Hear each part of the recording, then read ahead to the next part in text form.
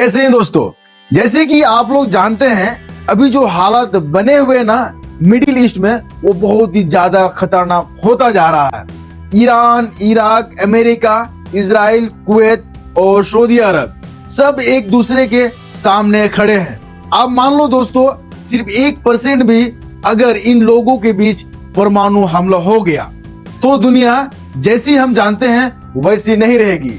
अब सबसे पहले एक गलतफहमी साफ कर देते हैं। आप लोग सोचते हैं कि परमाणु बम मतलब पूरा इलाका जलेगा। नहीं, परमाणु बम हर जगह आग नहीं लगाता।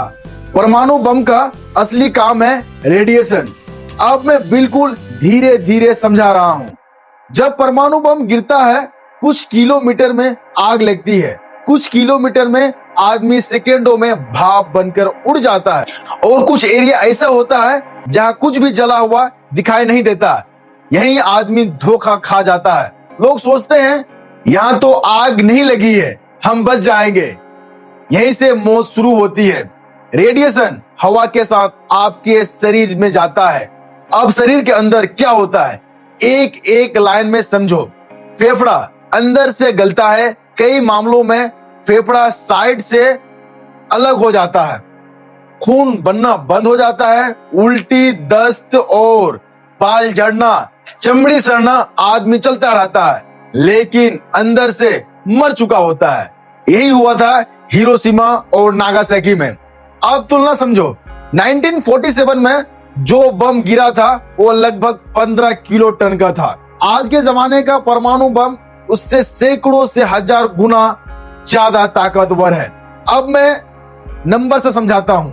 अगर 500 किलो टन का परमाणु बम गिरे तो लगभग 5 से 7 किलोमीटर तक सब कुछ तुरंत खत्म हो जाता है।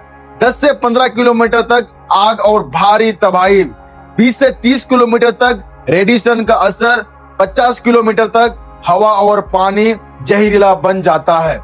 अब अगर 1000 किलो टन यानी 1 मेगा टन का बम गिरे तो लगभग 10 किलोमीटर तक कोई जिंदा नहीं रहता। 20 किलोमीटर तक पूरा शहर बर्बाद हो चुका होता है। 30 से 40 किलोमीटर तक रेडिएशन सीधा असर, 70 से 100 किलोमीटर तक कैंसर और बीमारी। मतलब साफ है आज का एक बम पुराना जमाने का पूरा महानगर खत्म कर सकता है। अब मान लो अगर दिल्ली में ऐसा बम गिरा, पहले 2 सेकेंड में सेंटर एरिया भाप बन जाएगा, अगले 1 मिनट में आसपास लोग झुलसे हुए, उसके बाद रेडिएशन फैलेगा, हवा जहर, पानी जहर, मिट्टी जहर। अब सबसे जरूरी सवाल, रेडिएशन कितने दिन तक रहता है?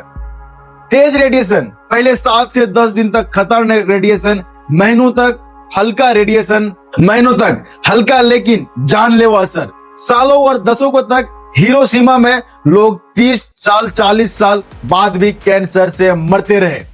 अब बचने की बात, सच बोलूं बचने का चांस लगभग 0 है, लेकिन अगर किस्मत बहुत ही ज्यादा साथ दे तो 0.01% चांस कैसे बम के सेंटर से बहुत दूर हो, मोटी दीवारों और जमीन के नीचे हो, कई दिन बाहर ना निकले, बाहर की हवा ना ले, फिर भी ये बचाव पक्का नहीं है क्योंकि रेडिएशन आपको तुरंत नहीं धीरे धीरे मारता है। और आखिरी बात, अगर एक परमाणु बम चला तो जवाब में दूसरा चलेगा, फिर तीसरा चलेगा और फिर चौथा।